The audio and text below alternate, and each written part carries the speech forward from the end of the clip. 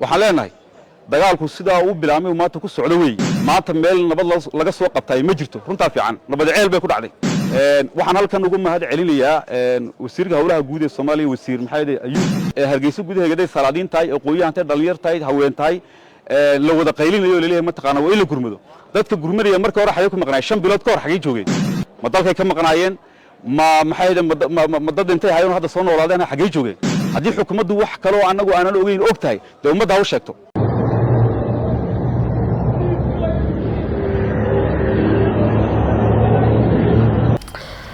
waa ciidamo fara badan oo lagu daabulay galbeedka Soomaaliland iyo xildhibaan jaamac oo si weyn kaga hadlay xaaladda galbeedka Soomaaliland mar kale waxaa soo cusboonaaday dagaalka u dhaxeeyo beelaha Gudubiirsi iyo sidoo kale Ciise xilli markaasi ciidamo fara badan lagu daabulay deegaanadaasi waxaynu idin la wadaagi doonaa wararkii ugu dambeeyay xaaladda colaadeed ee ka taagan galbeedka Soomaaliland iyo sidoo kale tallaabooyinka ay qaaday xukuumadda xoga faahfaahsan iyo macluumaad arintaas la xiriiraya sidoo kale muuqaalkan idinku soo gudbin doonaa magaalada Hargeysa caasimadda Soomaaliland waxaa kulamo kala duwan ku yeeshay odayaal dhaqan iyo xukuumadda taasoo looga hadlay xaaladda galbeedka Soomaaliland waxaana diiradda lagu saaray sidii loo soo gabagabeyn lahaa xiisadda colaadeed ee ka jirta galbeedka Soomaaliland macluumaad iyo sidoo kale xoga dheeraad oo arintaas la xiriira ayaan muuqaalkan idinku soo gudbin doonaa ee marka hore soo dhawaada daawadayaal taariikhdu waxay ku beegan tahay 1 bisha Afraad ee Abriil ee sanadda 2026 haddii aynu ku bilowno deegaano ka tirsan galbeedka Soomaaliland ayaana maalmihii ugu dambeeyay waxaa ka taagneed colaad u dhaxayso laba beelood oo wada dega galbeedka Soomaaliland labadan beelood ayaana dirirtoodu ay muddooyinkii ugu dambeeyay ay soo jiitamaysay waxaana ay dhinacyadu ay marba marka ka dambeysay hanjabaado ay hawada isu marinayeen xukuumadda Soomaaliland ayaa arintan soo faragelisay iyadoona markaasi 24 saacadood ee ugu dambeeyay ciidamo fara badan ku daabulaysa qeybo kamid ah galbeedka Soomaaliland si ay xal rasmi ah ugu hesho colaadda ka soo cusboonaatay galbeedka Soomaaliland colaadan waxay markii ugu horeysay bilaabatay bishii December ee dabayaaqadii sanadkii hore ee 2025 wixii xilligaas ka dambeeyay colaadan waa ay jiitamaysay waxaana sidoo kale deegaanada galbeedka Soomaaliland ka dhacay dilalka markaasi la xiriira aanooyinka qabiilka laba maalin ka hor halkaas waxaa ka dhacay dagaal culus oo u dhaxeeya labada beelood ee wada dega galbeedka Soomaaliland dagaaladaas ayaana waxaa ka dhashay khasaare kala duwan oo isugu jira dhimasho iyo dhaawac dhinacyadu guulo waaweyn ayayna sidoo kale ay kala sheegteen iyadoona tani ay markaasi ka dhigan tahay in xaalku uusan ahayn marnaba mid sahlan isla markaana marba marka ka dambeeyso ay calaadu ay markaasi ay sii jirayso iyadoona xukuumadda Soomaaliland ay ciidamo fara badan ay u daabushay qeybo kamid ah ee galbeedka Soomaaliland magaalada Hargeysa caasimadda Soomaaliland waxaa ka dhacay kulamo kala duwan oo ay ka qayb galeen odayaal dhaqan iyo sidoo kale xukuumadda Soomaaliland qaar kamid ah dadka markaasi dega galbeedka Soomaaliland gaar ahaan beesha Ciise ayaa iyadu waxay dadkooda qaarkood ee markaasi ay tilmaameen in xukuumadda ay ku soo duushay isla markaana ay qeyb ka tahay kuwa ka qayb qaadanaya dagaalka ka soconaya galbeedka Soomaaliland waxay direen baaq degdeg ah sidoo kale fariin ay u direen dadka deegaanka iyadoona sidoo kale ay tilmaameen in ay muhiim ay tahay in colaadani markaasi wada hadal lagu dhameeyo isla markaana la soo gabagabeeyo laakiin beesha Ciise ayaa iyadu waxay dhowr jeer oo kala duwan ay tilmaamtay in xukuumadda Soomaaliland ay markaasi qeyb ka tahay dadka hurinaya colaadda isla markaana galbeedka Soomaaliland ay iyadu ay markaasi hormuud u tahay dadka colaadda markaasi ka hurinaya ciidamo fara badan ayaana saacadii ugu dambeeyay waxaa lagu daabulayay deegaano ka tirsan galbeedka Soomaaliland xukuumadda madaxweyne Cirro ayaana waxay dadaalo kala duwan ay ku bixinaysaa sidii colaadani markaasi loo joojin lahaa sidoo kale wafdi kale ayaa waxa uu ku sugan magaalada Boorame ee gobolka Awdal halkaas oo iyagana ay ka wadaan waanwaanta iyo wada hadallada markaasi la doonayo in dhinacyada markaasi xiisadoodu iyo colaadoodu markaasi lagu soo afjaro xildhibaan Jimcaale ayaa waxa uu ka hadlayaa xaaladda galbeedka Soomaaliland waxaana uu si kulul u cambaariyay xukuumadda madaxweyne Cirro isagoo ku eedeeyay in iyadu ay markaasi tahay cid hurinaysa colaadda galbeedka Soomaaliland halkan waxaan ku qabanaa shir jiraayid oo kaga hadlayo xaaladii colaadeed ee baryahan ba ka taagneed gobolada galbeedka iyo halka ay marayso iyo doorkii xukuumaddu ku lahayd inaan halkan ku bayaamiyo sidaa la wada socotaan muddo ku dhow maxay ahayd 5 bilood dagaal beeleed ayaa ka socday mataqaanaa gobolada Awdal iyo Salal dagaalkaasi sidoo ku bilowday iyo maanta halku marayo dawlad ahaan iyo dad ahaan waa laga dhareegsan yahay waa la wada og yahay dagaalkaasi sidoo uu ku bilaabmay markii hore waxay ahayd si xukuumadda maanta jirtay aad iyo aad ay u fudeysatay oo ay doorkii ay ku lahayd xukuumad ahaan ay ka gudan weyday maanta meel laga soo qabto oo la isku keeno oo la yiraahdo mataqaanaa nabad baan nii wadnaa la yiraahdo maanta way ka tagtay xukuumaddaasi deemay maqnayna way joogtay intaaba dalka maxay war bay ka haysay way la socotay si wanaagsan way uga dhareegsaneen xaalkaas sidoo ku bilowday halka uu marayo maanta ayaa waxaad moodaa xukuumadda inay maanta soo baraarugtay oo dagaalku maanta uu bilow yahay inay maanta ku baraarugtaan moodaa waxa jirtay dhowr jeer oo maxay ahayd xukuumadda iyo qolo wasiirka arrimaha gudaha hogaaminayo ay nabadayn gacan ku rimisa ay u tageen deegaamada oo ay soo mareen bari iyo maxay ahayd galbeedba ay soo mareen oo ay dadka la kulmeen ay u sheegeen wax nabad ay ku magacaabeen ay uga warameen oo la fariisteen oo waraaqo A4 ay geedaha hoostooda mataqaana odayaal ay kaga saxiixayeen arintaasi dadku way ogaayeen inaynan maxay ahayd tahay nabadaynta u socdaan gacan ku rimistaay inayna waxba ka jirin way dareensanaayeen ha yeeshee dad iyagu ay xusheen oo cuqaal iyo waxgarad ay ku sheegeen iyagu xusheen bay waraaqa ka saxiixayeen arintaasi waa la wadaagsanaa natiijadii ka dhalatay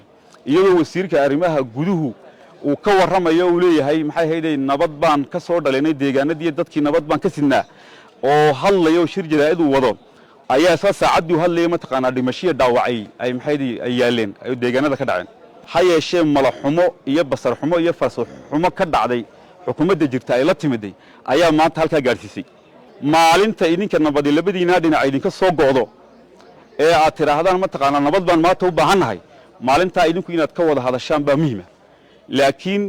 xukuumaddii iyo dawladdii shalay toole markii ay maxay ahayd dagaalku bilowg ahaa runta idin kala sheegi waayay ee waliba ciidankeegii iyo maamulkeegii idin dhex joogo mataqaanaa isku kiin xoqay inay maanta idin tiraado haddana nabad baan idin wadnaa muddo 5 bilood kadib in la isku kiin daawado leeyahay haddana maanta nabad baan idin wadnaa gaf iyo gardarro way gaf bay idinku tahay qalad bay idinku tahay labada dhinacba waxaan leenahay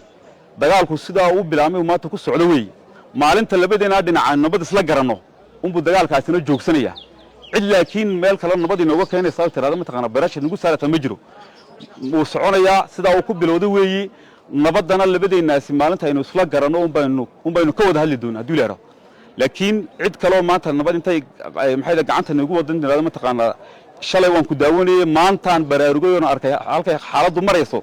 maantaan arkay maanta ii soo joogso Google ii soo fadhiiso waxaynu horta anagu yeelino taama waayo ninka shalay maxay isu ka daawanayay aad u dhibaatadaas u muuqatay ee ku fiirsanayay sida wax u socdaan ku fiirsanayay ee xukuumad leh ee cuqaal leh ee dal leh waxaan arkay shalay in shacab dhan oo mataqaanaa Soomaaliland hargeysa gudaheeda ay salaadiin tahay aqooyahan tahay dhalinyar tahay haween tahay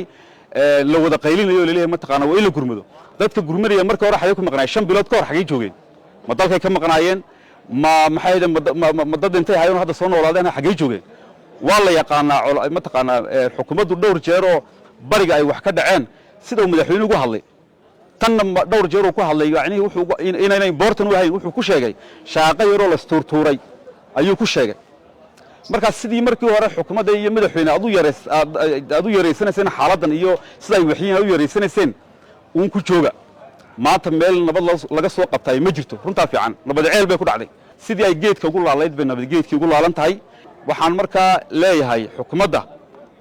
haddii markii hore aad u arkayseen mataqaanaa waxaan wax yaroo isturtuuro laga mataqaanaa la xalli hoos loo xalin karo taas maanta meeshii way dhaaftay waxaan dadka u sheegaya gobolada Awdal iyo Salal degan waxaan u sheegayaa maanta xukuumadda iyo dawladdu waxay u socotay ma aha la jeclo labada reer ay ka qabto la jeclo labada reer ay ka qabto maaha haddii ay ka qabto labada reer ee Salal labada beelood taaya 5 bilood ka hor iyo bilowgiiba dadka kala gaar lahayd maaha la jeclo ay ka qabto labada reer iyo wixii kala dhacay ka qabto maaha iyo dhibaatada dhaxtaala la jeclo Soomaaliland malaha loo socdaa oo waxa la arkay dagaalkan iyo xaaladiisu inuu Soomaaliland khatar ku yahay oo arrimo badan oo geeska ka socda baa soo galay baa leeyahay marka maanta maadaama markii loo baqay Soomaaliland loo baqay leeyri mataqaanaa khatar bay nagu soo foolay in lagu soo gabado dadkii shanta bilood la daawanayo la nabad baa laga dhalinaya wax la aqbali karana ma dadkuna way ka dheregsan yihiin everybody knows cid walba way ogtay in maxay ahayd la daawanayo say wax u socdaan waxa kale oo ina meesha taala annaga ka xilbaan ahaan iyo cidii kale hawshaas ay tala jawalkii hawshaas qusaysay meel aanan marin inta xaaladaasi socotay malaha madaxweynaha baanan gaarin golayaasheeda haday tahay iyo haday wax garadka iyo intii kale talaan ku tumeeyna tahay waan marnay meel waliba wasiirada ilaa madaxweyne ku xigeenka gaarnay wala naga hoos qaadi waay war meesha khatar baa ka jirto dad baa isku dhimanaya hal kala gaaro ayay fariinteedu hayd wala naga hoos qaadi waay bal iska dhaafay annaga waxa la noo arkay inaan wax xurinayno idinka laftigiina yaa maxay qayb ka ah mushkiladda xafiisyada qaar kood naga soo gaadhis marka tii maanta la dhageysan waayay in maanta wax la nabad loo dhoobayo ma taqaana la soo gurmado halkan maxay ahayd la soo daba yaaco wax maxay ahayd suuragal ma dadkuna way og yihiin waxaan la aqbalayna maaha hadii xukuumaddu wax kale oo anagu aanan ogeyn ogtahay de ummadda u sheegto waxa shanta bilood ay daawanayeen maanta soo kiciya halkan isku daba yaacayo war malaha wax kale oo aanan ogeyn baa jira anagu wixii kale ogeyn dadka loo bayaamiyo in tan shalay toole wad arkayseen way u wada joognay idinkuna wad arkayseen anaguna marxaati baynu ku hayn marka waxaan leeyahay nabad gacan ku rimisa oo dadka maxay ahayd dhagahooga iyo dadka maxay ahayd danahooga laga mashquulinayo iyo deegaankooga laga mashquuliyo difaacooga laga mashquulinayo in maxay ahayd la yiraahdo nabad baa jirta nabadda halaasiga gacan ku rimiska ee tii hore meetana la mid tahay yeelimayno ninka wasiirka arrimaha guduhu waa ninkii maxay ahayd intuu dadka soo maray dadka odayada iyo deegaanada beenta u sheegay lahaa ma taqaan hawlta waan soo dhamaynay la fadhiyay maxay geedaha la fadhiyay haddana shalay toole warbixintu sheegay gabigaygu waxay warbixin jirin uu waramay waxa la yaabay kuwa wasiirada xukuumadda ugu jira executive-ka amba ku jira maxay ahayd dawladda ku jira ninkaas beenta iyo dowladnimada ku dul akhrinay ee ka jawaabi la waxay ahayd in maxay ahayd leeyahay waxa aad sheegaysaa wax jira ma marka waxa leenahay xukuumadda de haday rakaab xuma jirto walkayga taa ka hadli mayno madaxweyne wixii maxay ahayd ka yimaada maxay ahayd meesha waa waxa hore ugu tala gasheen wax maanta maxay ahayd meel laga soo qabtana male waa goorma goorta aad beeleedahay waa goorma goorta ma taqaana dagaalkan xukuumaddu arkayso inuu khatar yahay oo meel fog marayo goorma ma shalay buu dagaalku marka iyada xukuumaddu bilaamay de intuu dhamaanayo sugto haduu dagaalku shalay bilaamay xukuumaddu intuu dhamaanayo ha sugto yaanan xukuumaddu isku dayin inay ummadda difaacooga iyo dareenkooga maanta meesha uu marayo inay gacan bidaxaysa iyo inuu isku dayin waana kulli cid kastoo hagardaameysan oo wax laga la xisaabtami doono marka shacabka waxaan u sheegayaa war waxa ayaana la leedin eemin yaadan dhageysanin waxa kale oo idan meesha jirto su'aasha dadka in badan isweydiinayaan tahay arrin baa boorama ka dhacday dad baa maxay ahayd ilaa 4 December ilaa maxay ahayd 7 ilaa maxay ahayd bishii December arrin waqaco weyn oo fool xun baa ka dhacday dad baa dhintay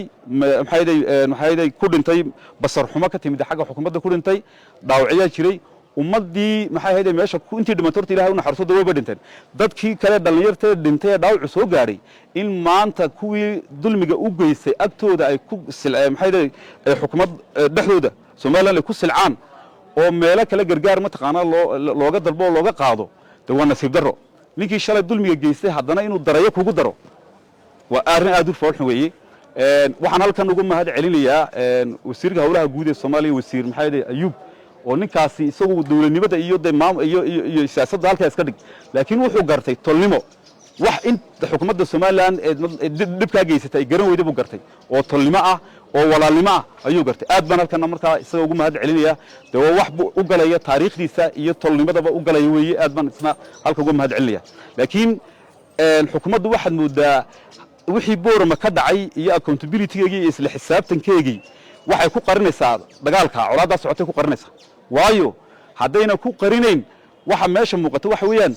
wixii boorama ka dhacay maadaama isla xisaabtan dhabi uu ka dhalanayo si isla xisaabtanka looga baxsado waxay xukuumaddu go'aan ku gaadhay inuu aagaasi furnaado halkaas xal laga gaarin waayo haddii halkaa xal laga gaaro isla xisaabtankii baa ku imanaya xukuumadda taasay way ku waji gadanaysaa marka sidii shanta bilood ugu waji gadanaysaa ugu waji gadato sidii maxay ahayd haw socoto arrimaha noocaas ee dhacay maali waliba dhacay jooga dadka reer awdal dadka gobolada awdal iyo sala degani 10 haw noqoto in meesha rajo oolin in xukuumadda ayna dadka rajo kale hayn